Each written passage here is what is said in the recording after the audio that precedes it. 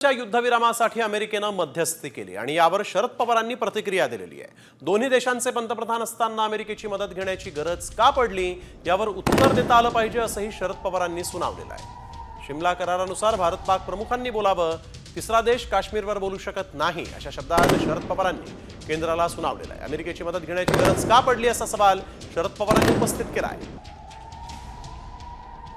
शरद पवारांनी आता यावेळेस थेट केंद्र सरकारला सुनावलेला आहे। तिसरा देश काश्मीरवर बोलू शकत नाही असं त्यांनी म्हटलंय। शिमला करारानुसार भारत आणि पाक या दोन्ही देशांच्या प्रमुखांनीच चर्चा करायला हवी होती। तिसऱ्या देशाची मदत का घ्यावी लागली असं शरद पवारांनी सुनावलेलं आहे। शरद पवारांनी हा थेट सवाल उपस्थित केलेला आहे।